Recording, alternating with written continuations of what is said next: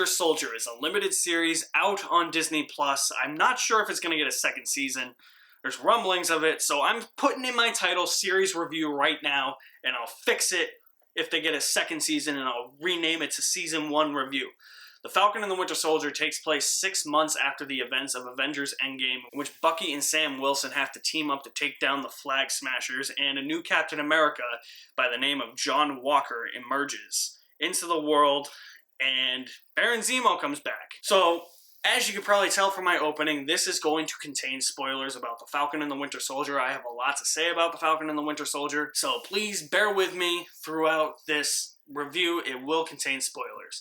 My initial thoughts on the Falcon and the Winter Soldier. I think it started off as a huge mixed bag for me. Episodes 1 and 2, I appreciated a lot of the character moments that they presented. We got a deep dive into Sam and Bucky, which was much appreciated because we really haven't had that to this point in the MCU. I really love the fact that Bucky was dealing with like post-traumatic stress, that he was seeing like a therapist and trying to get over what happened in Endgame and the loss of Steve Rogers. Like that was something that was a welcome sight. And seeing Sam Wilson interacting with his family and knowing where he came from, that was really interesting too. The best parts of the first 2 episodes of the series. The first episode starts off with this ginormous action sequence that I was not a fan of. It's a great sequence. It looks cool. It's filmed really well. It's just, why is it here? For me, it served no purpose to the overall story. It just felt like we were beginning the series in media res, like in the middle of things, and that this would be an event that would come back around towards the middle or end of the series, and it just goes by the wayside. I think it was just to show the audience what Sam Wilson was up to as the Falcon, but it just felt so out of place. I felt as if we were in the middle of something really interesting and cool, and then they just didn't go down that route. Whether it be in that episode or later on in the series. Yeah, it's a great sequence. It's a bit prolonged of a sequence, but it was very off-putting, especially since you go from that to all the character moments with Sam and Bucky. It really makes the first episode feel really poorly paced, and that is my biggest issue with the first 2 episodes of Falcon and Winter Soldier.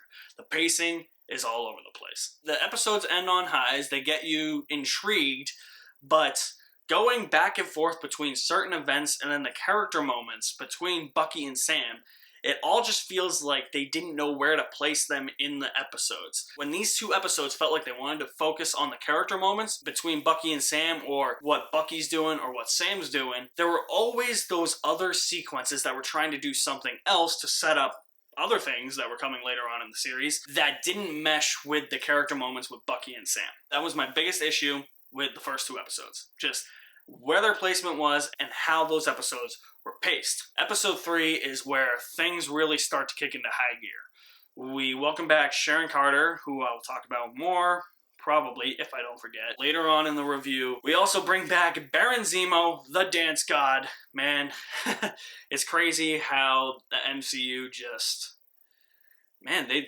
they know how to make things popular. Like, who knew Zemo dancing would be an internet meme and GIF by now? And a t-shirt. I ordered the t-shirt. It hasn't come yet, that's why I'm not wearing it. Like that opening action scene in the first episode.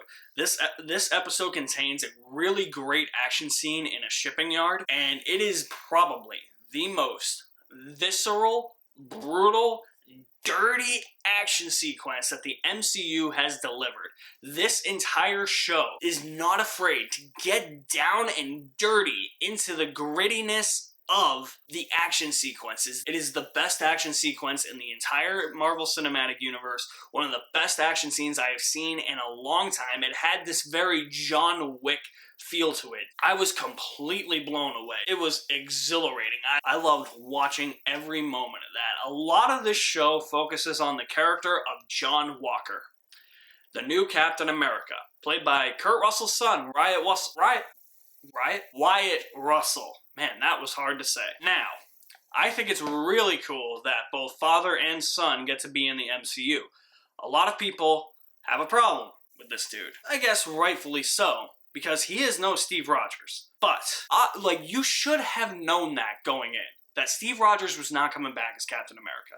That they were going to do something else with Captain America. Whether it be Sam adopting the Captain America ego, or Bucky adopting the Captain America ego, or whoever. Steve Rogers is gone. He's out of the picture. So, I don't know why everybody started complaining. Maybe it's because they wanted Sam to be Captain America, which, you know, as I said, spoilers, that eventually happens. But I like the idea that Sam he doesn't want it at first. He was handed the shield at the end of Endgame, and in this, you see, he's just like, I don't want it. Now we're presented with a new Captain America, and that was John Walker, and everybody hated this little weasel. And, you know, as a character, yeah, you have every right to hate him, but to the point where you're sending Wyatt Russell death threats, come on, don't be assholes. You did this with Kelly Marie Tran too, you morons. These actors are just playing the characters that they're supposed to be playing. These aren't real life people. Well, I mean, the actors are real life people. The characters are not real life people. Now, with that being said, if you hate this guy, John Walker, with such a passion that you went to extreme lengths to hate this guy, well, I mean, something must have struck a chord in you, because I hate to tell you this, but if you feel that way, the show did its job. Yeah. That means he's a well-written character.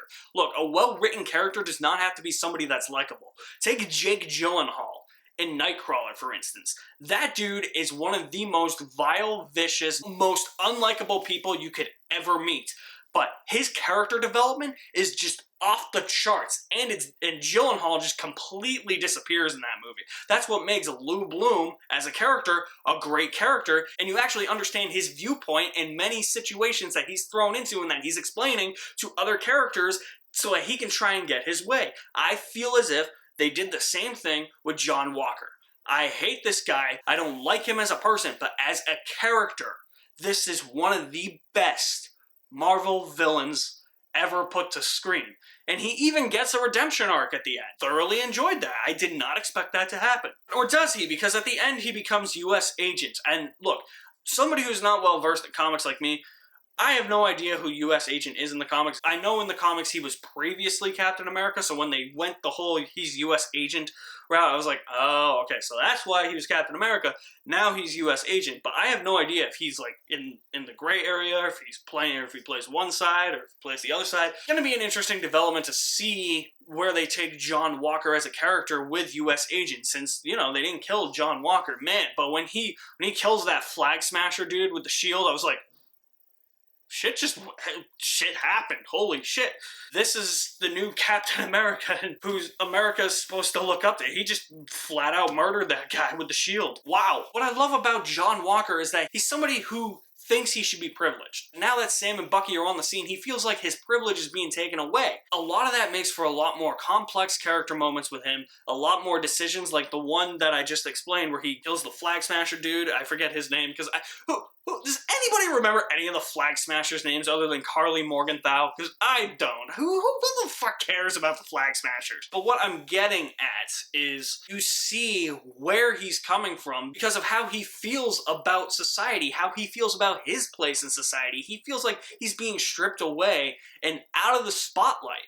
That's what I love about John Walker. And like I said, I love the redemption arc. The ending where he actually has to make the choice to either kill Carly Morgenthau or save this transport full of GRP or GRC, like senators, and he's going back and forth, and then he makes the decision to save the transport. That's when you know that deep down he has a heart.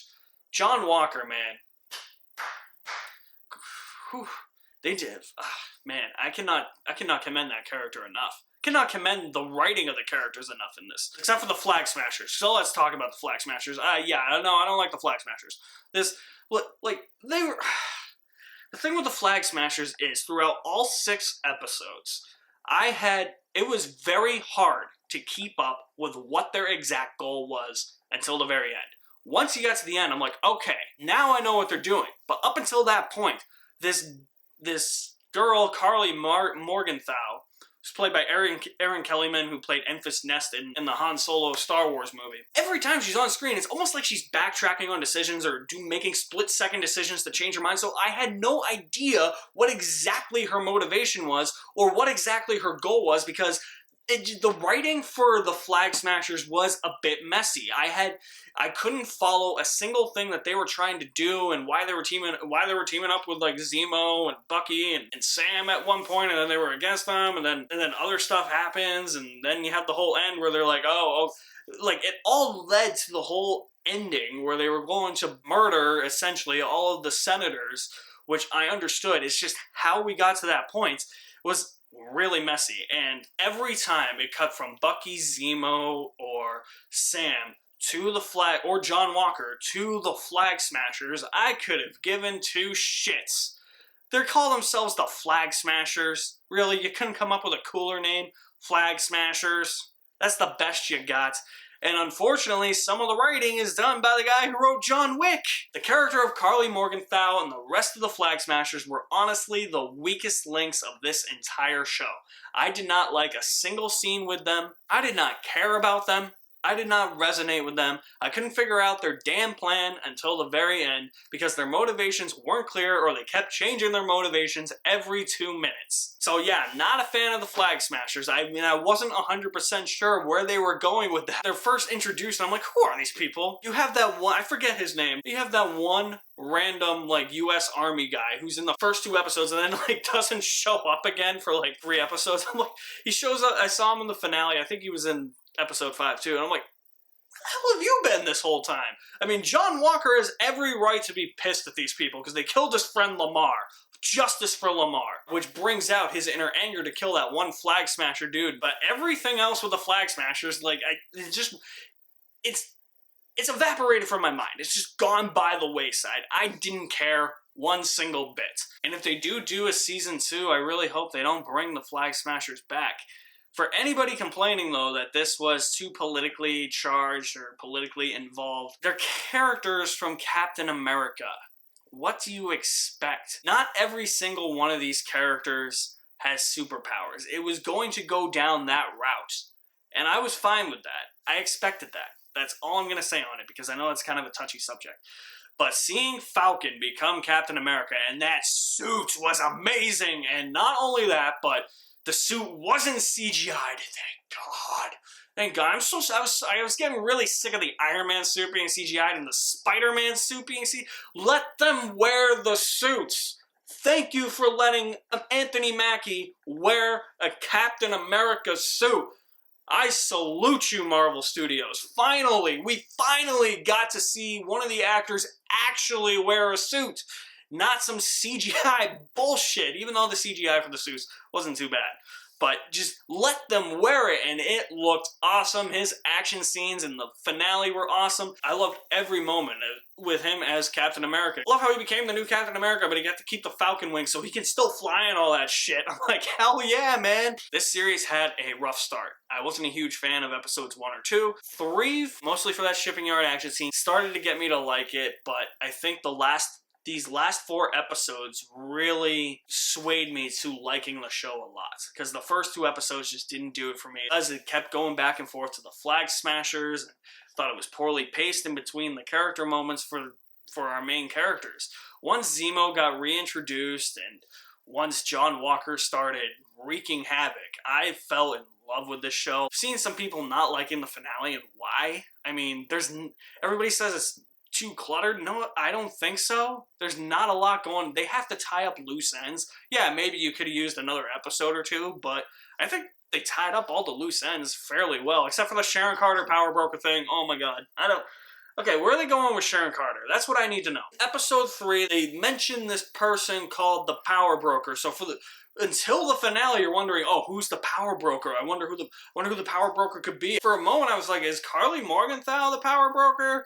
Or is this guy that they go after, Nagel, the power broker? But then I was like, oh, wait, shit, Mephisto is the power broker. The power broker ends up being Sharon Carter.